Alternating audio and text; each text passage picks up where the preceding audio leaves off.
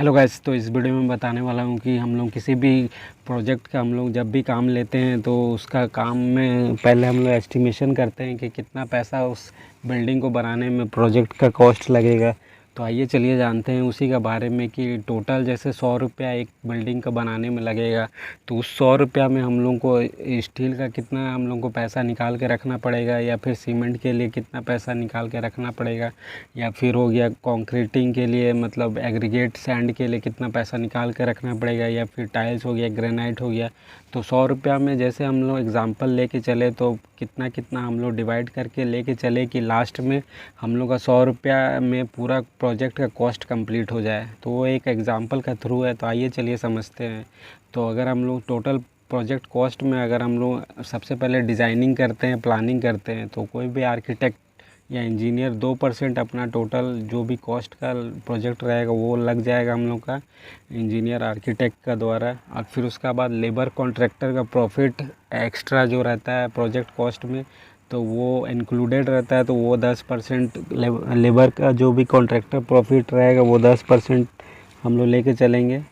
तो इस तरह हम लोग का 12% हो गया, तो 88% हम लोग का अभी बचा है, तो वो बाकी और अभी फिर उसका बाद हम लोग का लेआउट का प्रोसेस होगा और एक्सकावेशन हम लोग करेंगे, तो उसमें 3% हम लोग का चल जाएगा। फिर उसका बाद में 85% बचेगा, तो उसका बाद में हम लोग का वाटर और बोरवेल अगर पानी का रिक्वायरमेंट में हम लोग को 3% हम लोग का और एक्स्ट्रा पैसा चल जाएगा।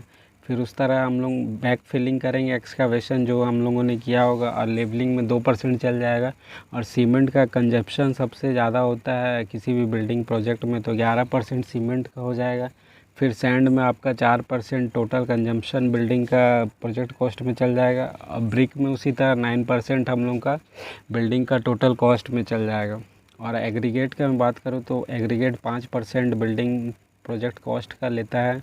उसी तरह स्टील का सबसे ज़्यादा कंजम्पशन होता है किसी भी, और स्टील हमेशा महंगा ही मिलता है, तो इस वजह से 15% स्टील का हम लोग लेके चलेंगे, कंसिडर करेंगे।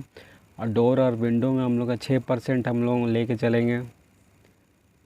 और फॉर्म वर्क जैसे कॉलम बीम स्लैब का करना होगा तो 3% हम लोग का फॉर्म वर्क में जाएगा पैसा। और फिर फ्लोरिंग में हम लोग का 5 रुपया लगभग 5% जैसा हम लोग का 5% फ्लोरिंग में जाएगा, जो भी टाइल्स ग्रेनाइट का होगा फ्लोरिंग। फिर प्लम्बिंग और सैनिटेशन के लिए हम लोग का 6% बिल्डिंग कॉस्ट का टोटल प्रोजेक्ट का चल जाएगा। फिर इलेक्ट्रिक वर्क्स का बात करें तो 5% इलेक्ट्रिकल वर्क में चल जाएगा। फिर पेंटिंग पुट्टी जो भी करना होगा उसके लिए हम लोग का 5% चल जाएगा। और बाउंड्री वॉल और मेन गेट में हम लोग का 2% चल जाएगा, और अदर्स में 5% चल जाएगा। तो कैसा लगा वीडियो में अपनी राय जरूर दें। Thank for watching.